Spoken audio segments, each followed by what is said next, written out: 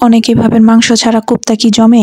আজ আমি দেখাবো কিভাবে সয়াবিন আর ডিম দিয়ে তৈরি হয় মাংসের মতোই লোভনীয় কোপ্তা। নতুন একটি রেসিপি, সুস্বাদু, পুষ্টিকর আর খুবই মজাদার। তাহলে চলুন শুরু করি।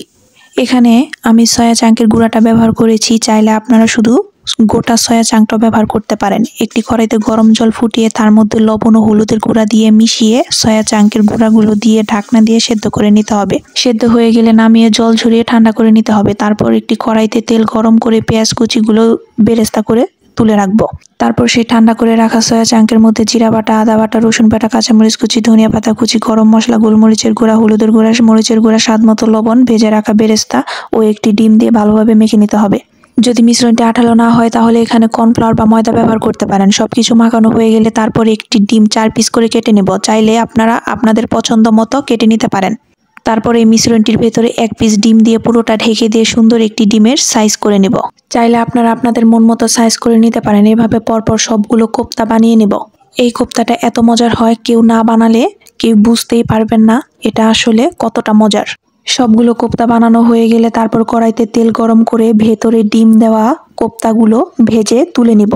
কোপ্তাগুলো খুব ভালোভাবে সময় নিয়ে মিডিয়াম আঁচে লাল লাল করে ভেজে নিতে হবে, না হলে ভেতরেরটা কাঁচাই থেকে যাবে।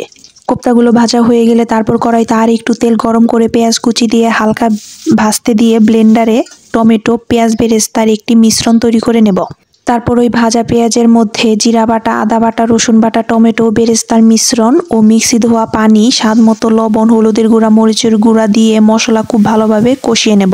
মশলা কষানো হয়ে গেলে যখন মশলার ওপর তেল ভেসে উঠবে তখন পরিমাণ মতো পানি দিয়ে দিব। পানি বলক উঠে গেলে ভেজে রাখা কোপ্তাগুলো দিয়ে মিডিয়াম আঁচে 5 মিনিটের মতো ঢেকে রান্না করে নিব।